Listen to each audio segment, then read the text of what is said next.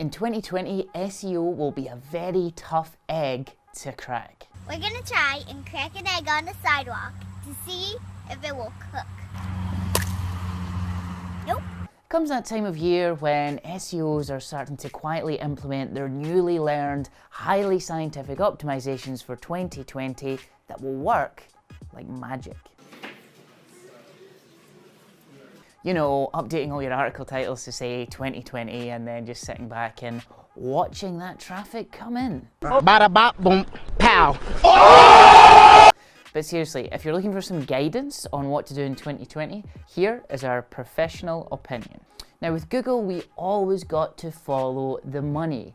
We predict that more verticals are going to be consumed by their comparison features and more ads are going to start popping up in random places so they can use their bigger inventory to hit their earnings targets. So we're keeping an eye on speed, schema, indexation, relevancy depth, and user signals from machine learning.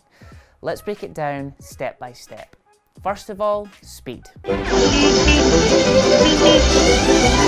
When Google crawls your site, it costs them money due to the bandwidth cost. So if it's a lighter weight site and it loads faster, it's much cheaper for them. In particular, we believe they're going to start to take punitive measures on a site's redundant resources loading on the page. This is particularly common if, sad to say, you have a WordPress theme. The page loads, but it also loads a bunch of scripts and resources that don't actually do anything on the page. Did you see one? Yes. And do you see your card here? No. That's because you're looking too closely.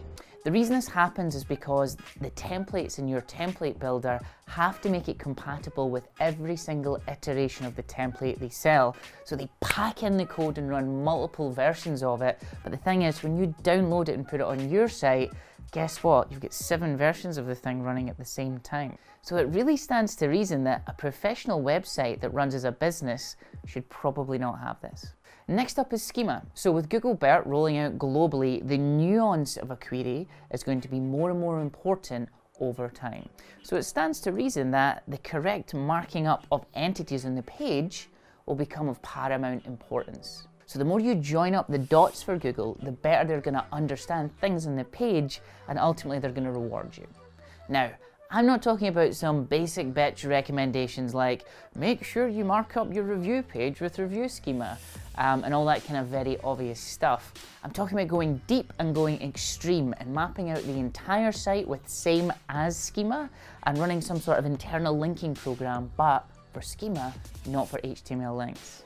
Now this is a manual exercise, is totally unfathomable. So unless you use some sort of tool like InLinks, which is a tool created by Dixon Jones of Majestic, it's going to be really hard to do. But if you're not ready to invest in a tool, at least start to look at the entity associations by going to a database like Wikidata.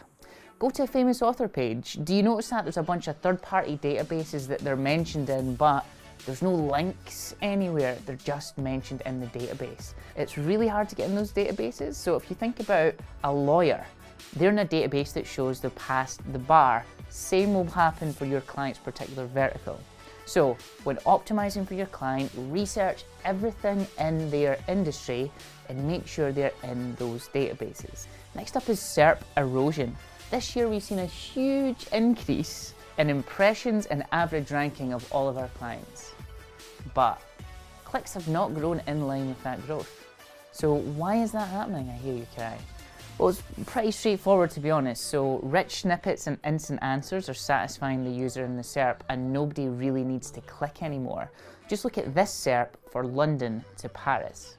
They've essentially rebuilt the entire web page inside of the SERP. So for 2020, expect a lot more of this.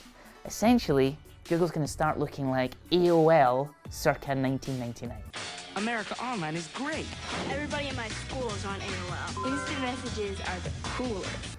So what can we do? Well, it all comes down to your keyword research. You need to look at the composition of the SERP to make a decision on whether or not you want to compete for these keywords with all these rich snippets. If you're basing your strategy on informational terms, you got to make a little tweak. Instead of trying to rank for what is terms that can easily be answered inside of the SERP, you need to start optimizing for how-to terms, which you can't really give an instant answer to. In the new SEO environment, it's fast turning into a winner-takes-all scenario. But keep in mind, when you're forecasting for growth over the next 12 months, you're going to need to factor in all of this stuff. Over the last 18 months, we've seen a particular SERP get very special treatment if they fall into the your money or your life category, or YMYL for short. This has meant a lot of medical and finance queries getting seriously adjusted. In particular, we noticed large newspapers dropping for a bunch of medical queries. Now, in our opinion, this was actually really a good thing. You know, just because they've got like a high page rank doesn't really mean they deserve to rank for a bunch of non-news based queries. So we predict that, guess what, if you're a newspaper, you're going to lose a lot more of your traffic as Google keeps tweaking all of these SERPs and all of these indicators, and if you're not ranking for everything outside of news, well, guess what, you're going to lose that traffic. Relevancy and links will continue to have high levels of importance. We believe that link velocity will become much more important. So historic link indexes will be downweighted and fresh indexes will start to be a big EAT factor. We're going to see large websites with big backlink profiles that have been built over years and years and years start to feel the effects of link erosion, and if they don't have a high velocity of fresh links, they're going to see some negative effects in the SERPs. Now at Type A, we bang on the link drum quite a lot.